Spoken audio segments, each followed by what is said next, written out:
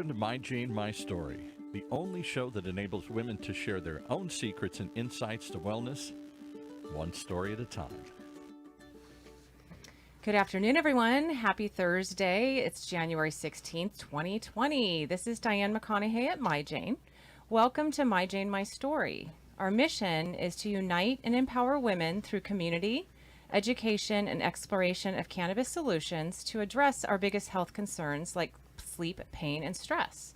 There's so much overwhelming information out there, so we decided we needed to come together and share stories by creating My Jane, My Story. This is a place to talk about real-life experiences so we can be better and do better by helping one another. Every journey is unique, every path is very special, and we are extremely grateful to have our guests here to share with us.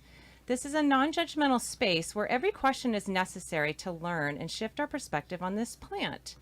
So today is all about leading ladies in the cannabis space, and both of these guests are dear to my heart. They are true pioneers in the cannabis space and have been fighting for years to bring cannabis to be deschedulized and available for people to use for medical and wellness reasons, but also for us to be able to enjoy cannabis freely without judgment or fears of getting busted with having a little weed in our pockets for fun or in place of alcohol for an evening out. So first I'd like to introduce Keiko Beatie. Keiko has been a practitioner of Ayurveda, Chinese, and holistic medicine since the 1970s. Her specialty in Bach flower and homeopathic has continued with whole plant cannabis medicine and focusing on education to the community for better patient care and health and well-being. She speaks at many mainstream CBD and cannabis conferences across the country for senior education with CBD and THC, pain management, edibles, topicals, patient care, minorities in cannabis, and how to create a business in cannabis, just to name a few. Her background, education, and knowledge on the whole plant has assisted many to be able to be in this industry and community, but most of all help themselves feel better from many serious diseases. Keiko's outreach has brought her to the county fairs in California cooking with hemp and CBD to enable outreach to the mainstream the benefits of hemp and cannabis. She is a board member of OC Normal, Cannabis Chamber of Commerce, Orange County, Director of Education for Coral Cove Cannabis Jamaica, contributing writer for marijuana.com for weed maps, created the Cannabis International Tourism Association, and on the board for the Cannabis Tourism Association.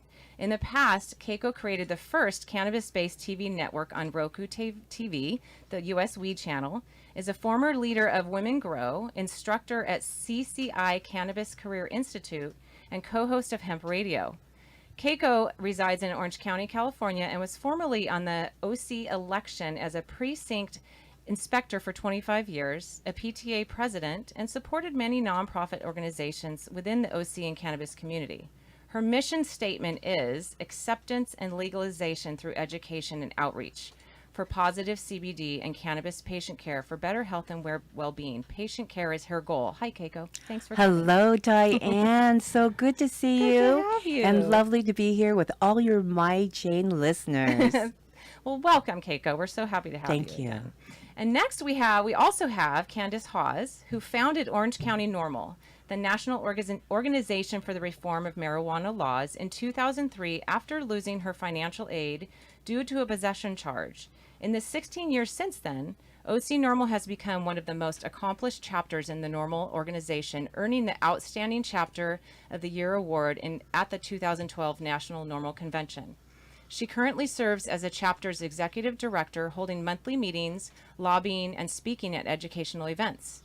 OC NORML has held hundreds of meetings and fundraisers, as well as organized large expos and conferences such as the Medical Cannabis Conference for Seniors in Laguna Woods and the Know Your Rights Expo at the Anaheim Convention Center. Kandice was named High Times Freedom Fighter of the Month in November 2012. She was also named one of Orange County's 100 most influential people by the Orange County Register in 2014 and named one of the 100 most interesting people in Orange County by the OC Weekly in 2015. In 2014, Kandice founded and served as a principal officer of the Committee to Support Medical Marijuana Ballot Initiative Political Action Committee.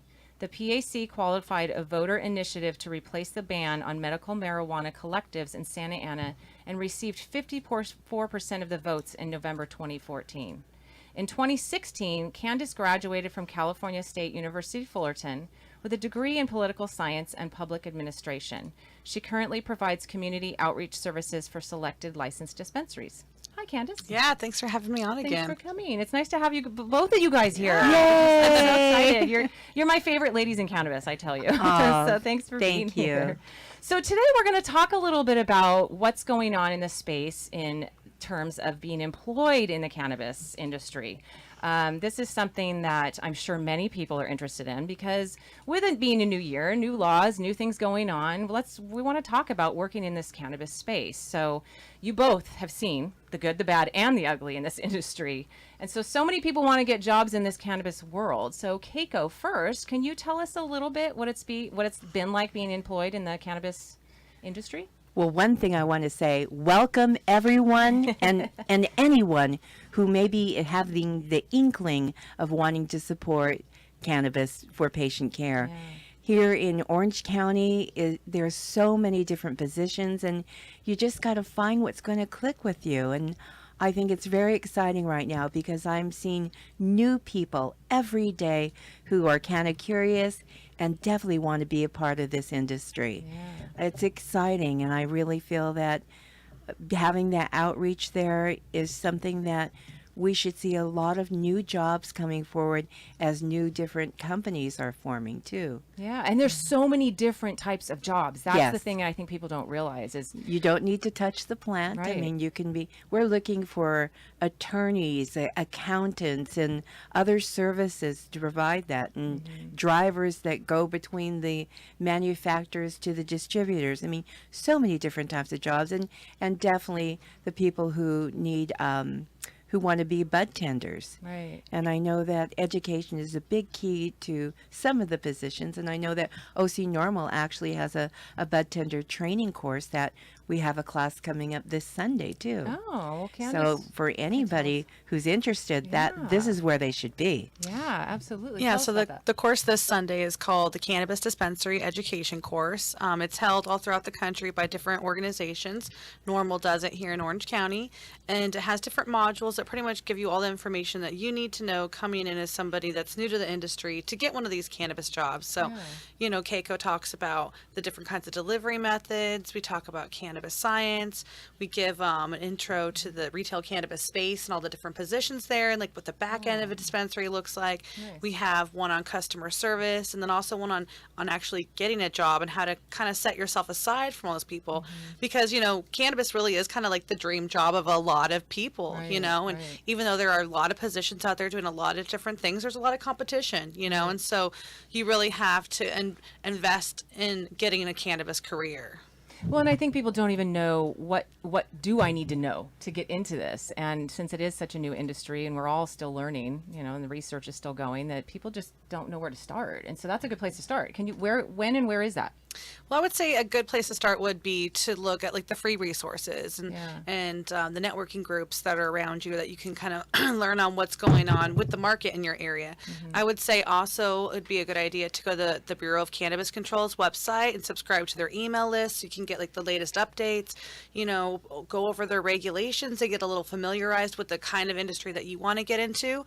There's 400 pages of regulations, but if you want to specialize in the retail aspect, just read those regulations and become comfortable with them, or the cultivations ones, whatever your passion is. And definitely things like taking this course, there's other courses out there online as well, but, having that on your resume will set you aside from somebody that hasn't done any kind of investment into like Definitely. their education about cannabis. And tell the OC Normals or tell the website so that people can find it. I again. don't know the website off the top of my head, but it's on Eventbrite. And if you Okay. just look up Cannabis Dispensary Education, January 19th, it's $99. And then if you use the code I love OC Normal, it's 10% off. So Oh, it's cool. about That's a good deal. Yeah, Yeah. $80, and it's an all day long course, and it's in Nice. Santa Ana. And then about 3 months from now, we'll have another one, probably like in the Long Beach area. Oh, cool. And other places people can look for jobs here are online. There's THC job finders. There's Weed Hire. There's also, you'd be surprised, there's a company called Vantage. Thanks. Right. Thanks. And there's also Indeed actually Yeah. has a lot of cannabis jobs, even though it Okay. says mainstream job finder source. And you'd be surprised about the high caliber and quality of jobs that are offered there. They're just not looking for some, atypical stoner type dude behind the counter Right. at a dispensary any longer. The people are really looking for people who are well-meaning and intentioned, who really do want to be a part of this industry and take responsibility for it. There are some other companies that are big here in Orange County that hire quite a bit. There's TerraTech, Weed Maps, Cush. They have at least 300 people in their employment pool, so they're always looking for more people. So there's a lot happening here in Orange County. So would you recommend people reaching out, just looking on these companies' websites? How do you recommend people getting in? Because there is so many people fighting to get in the industry. What's the best way for people to break into the... Always have your resume ready. Yeah. Go ahead, get some business cards printed with what you would like to do. And I think going to events and networking. Right. The chances for you to get a position, probably the percentage goes up if you know someone and if they can introduce you. Don't you think so, Kandice? Yeah, I get a lot of people that actually want me to send their resume on and kind of set them aside. So yeah, that's definitely true. And I would say just also like pick your favorite brands. Like what brands do you like? Would you like to work for? Just look through their website, submit your resume, and then do it periodically. Sometimes they'll be hiring, sometimes they won't for a while, and then all of a sudden they'll want to hire and they'll need to hire like 100 people, and that pool will be back open. So just keep on, sending those resumes in, and like Keiko said, go to events, get business cards, and just, I think it's like a numbers game really too. Right. And like even if they went to a normal meeting or there is a Orange County Cannabis Chamber of Commerce, those are big companies that are involved in that, and a lot of them are hiring. And just say if you came to a meeting, you'd see the owner of that company, the next thing you know, you could meet somebody who would be hiring. Yeah. I mean, it's not easy. Even me working in the industry, doing as much as I did, until about 3 years ago, it was really even hard for me to get a good, legitimate cannabis job, And so you really have to put your time in. It's not something that comes like right away, like, oh, I want to switch careers. I'm going to get a new cannabis job like within a week.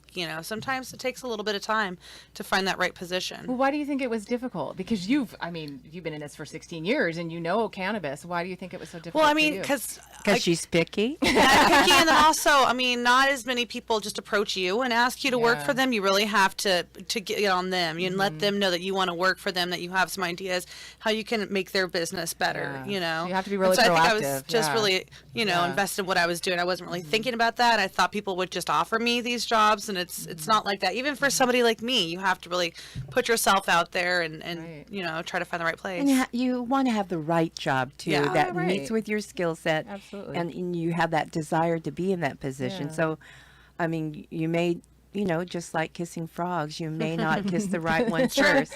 Right. But well, like you said, knowing what you want to do and really Exactly. researching and it's not that you can't pivot and do something different. Oh, we've done a lot of pivoting too. Right. I think everyone in this industry. And I think the industry is at this place right now where we've matured. We've gotten through like these regulations. We know what we're working with. And now they are looking to hire experts in different fields. They don't want people that are just specialized in cannabis, have just worked in cannabis their whole life. They like people coming from outside industries that can bring that knowledge in.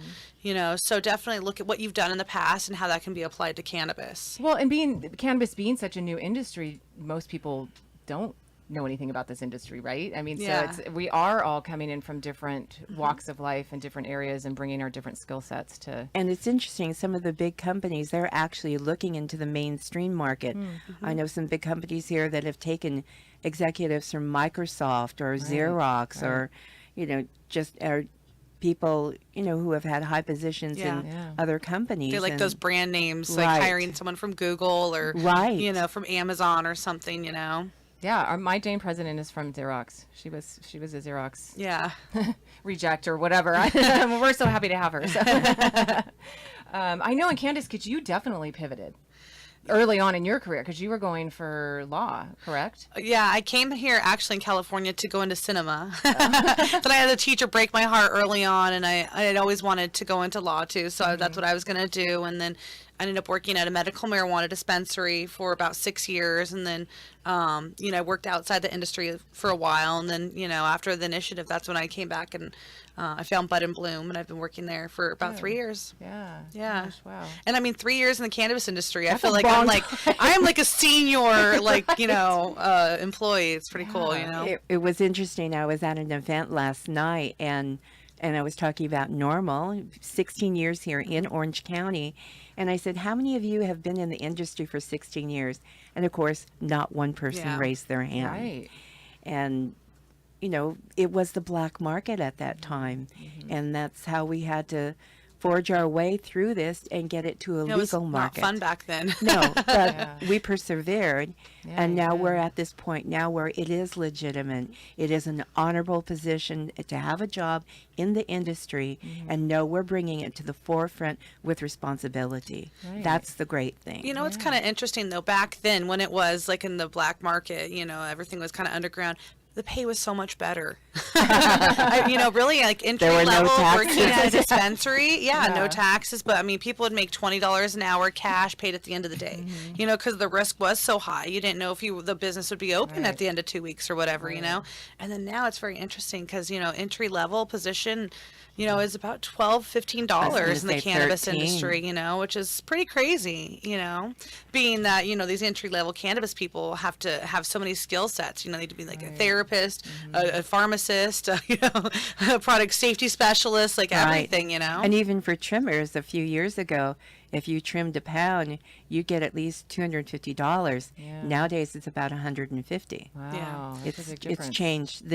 A legitimate market has definitely changed the pay scale. Oh, Yeah, but it's absolutely. increased the number of jobs, increased the legitimacy of those jobs. But unfortunately, the pay has, actually decreased, I guess, which is Yeah. kind of sad. But I think, you just have to find those jobs that are specialized and you can still get, a decent paying job in the cannabis industry. It's just those, those first entry level jobs, and everyone kind of has to take one of those, I think, in the beginning, So but people move up quite quick, what I've noticed in the cannabis Well, industry. Yes, good to that's know. true. And That's good again, to the know. more people you know, the more potential you'll have to find the position that's going to be right for you. Yeah. Yeah. And in a way, I almost consider bud tenders is almost like the McDonald's of Yeah. the industry. Yeah. It's a beginning point. And then next would be like the brand ambassador, that schleps your brand around to all the dispensaries and events and stuff like that. And then after that, like a regional kind of director. But I feel like the bud tender is the most important job. Yeah, it really is. It is right? the most important job, 'Cause you're getting dealing that with- happy meal. I mean, it really is like the end of the line,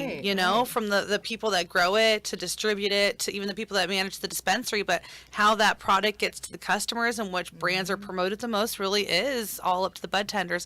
And it's kind of funny because some brands have really recognized that, and they have like these special bud tender events trying to really educate and like, get the bud tenders to Yeah. favoritize their brand, I guess, Well, favor their because brand. they're educating the customers. Yeah. Yes, they're they end are. of the line. Hopefully Right. they I mean, are. that's- They are, right. and that's why we feel as OC Normal, it's so important to have that bud tender training to really give them the validity behind why they're behind that counter helping a patient. Yeah, and the training, it's not only for bud tenders. I mean, anybody that wants to get in the industry should know like what that Yeah, position good general entails. information, Yeah. right? Will typically dispensers hire somebody if they don't, as a bud tender, if they don't have any education? Will they educate?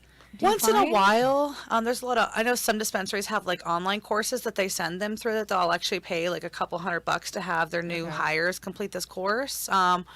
Once in a while, or not. They just have a really strong sales background, and they kind of get thrown into it and educated along the way. And in the past, a bud tender, it was, a dude or a scantily clad young girl. Yeah, exactly. And they just, oh, this is what I like, Yeah, right? and it definitely has become more of an honored position that you are there being with a patient.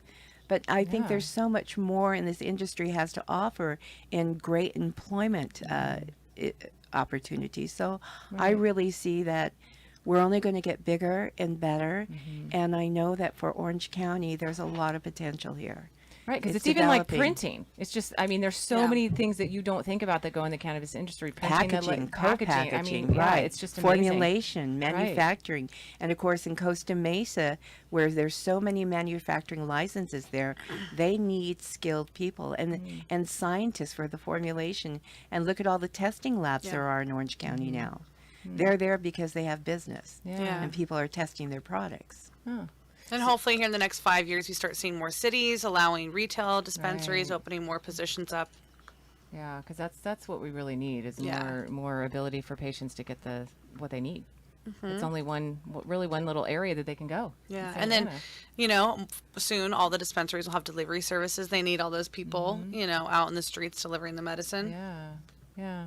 Oh, well, there's a lot of great things out there, and you There guys are. know the best way to do this. Right. So- And, as for normal, one of our focuses is now trying to pinpoint and work with the cities that may be kind of curious and interested in providing that service to their community. Yeah. And we want to really encourage that for cities here to open up and have more manufacturing, more deliveries, and more testing as well. Right. So with that, it's going to be more jobs. And I think we need probably to do in the financial impact, our economy impact on how many more new jobs there are Yeah. now that we have become adult use state.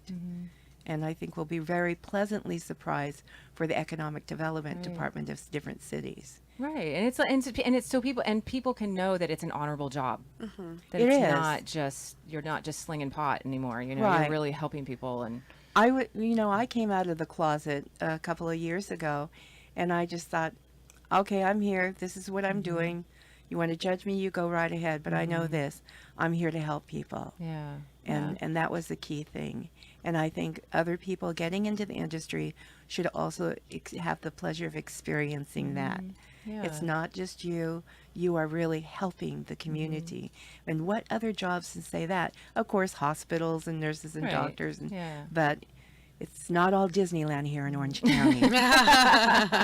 Well, and everybody, has so many questions, and I think all over the map is jobs, education of how do I use this plant, how do I take this, what do I need it for, and it's just understanding how it works in our body. And I think that there are so many gaps that need to be filled in this industry, job wise, Yeah.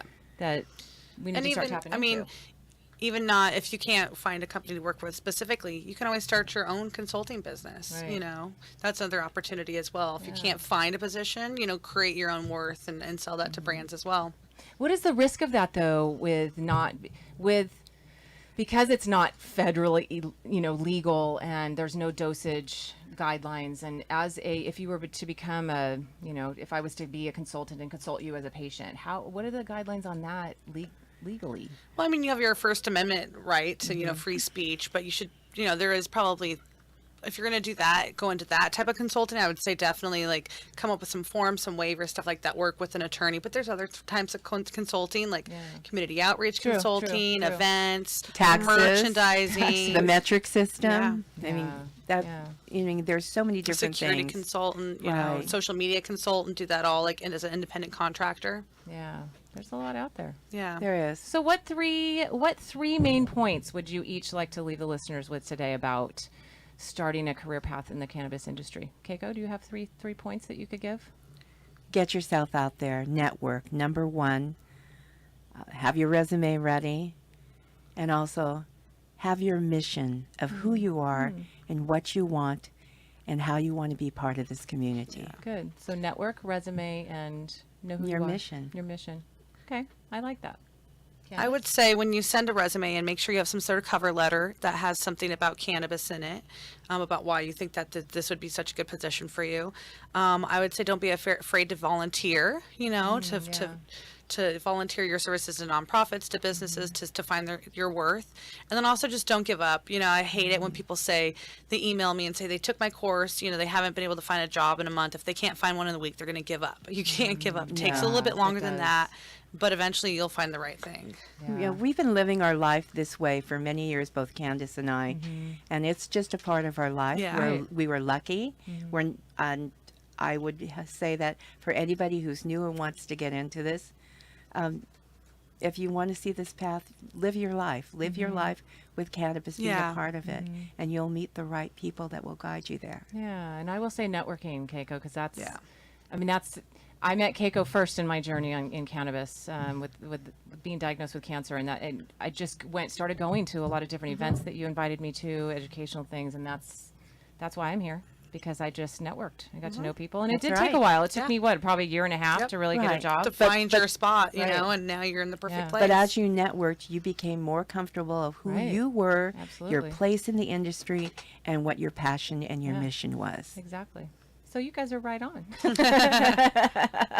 Come take the I'm old. course. I've been around. So. Well, thanks, ladies. Thanks for coming in and sharing that, because I think people do want to know, and they just don't know where to start. So I think you gave some good pointers and good tips on getting started in the cannabis industry. So Well, they thank should you come for to a being here. normal meeting, Yes. and then they can meet people there, and Yes. they can network with us. Yep. Candice, when are those meetings and where? Every second Wednesday of the month at Bud and Bloom at 7:30 p.m. Okay, and you can always go on the OC Yes. Normal website as well. So And I also want to say there's going to be a big event here in Orange County, February 27th at the Newport Marriott. Lori Ajak, who's head of the Bureau of Cannabis Control, will be here. And that's, again, with the Orange County Cannabis Chamber of Commerce. okay, good. So everyone needs to look out for that, February 27th. How can they find the information so they can look that up? Is They can there look a- it up, the Orange County Cannabis Chamber of Commerce. Okay, perfect. Well, thank you guys. I thank you for being here and for sharing with everybody. I appreciate having both of you back on the show. I know we're both very honored. We're honored to you. be part of this community. Thank you. We're honored Good. to be able to support My Jane and their mission. We're so happy to have you guys. So thank you for being here. Thank And you. Thank you all for coming today and listening and being a great part of the My Jane community. And if you are listening, please rate, review, and subscribe so more people can find My Jane, My Story and feel better. You can find us on Facebook and Instagram at My Jane Social. The quote I came up with today is, "Why is marijuana against the law? It grows naturally upon our planet. Doesn't the idea of making nature against the law seem to you a bit unnatural?" This is by Bill Hicks, a comedian. So I thought that was kind of a funny little quote to bring in today. So come back next week as we have Dr. Chris Lee talking with us about women's sexual health and cannabis. This will be an episode not to miss. So we will see you next week. Have a great day. Yay!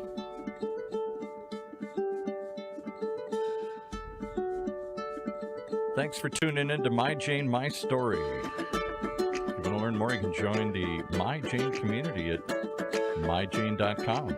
Get instant access to our Facebook group, Facebook community, educational resources, and updates on My Jane products and special events.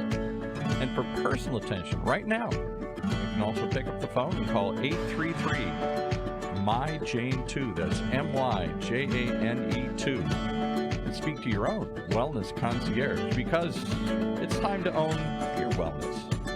Be well.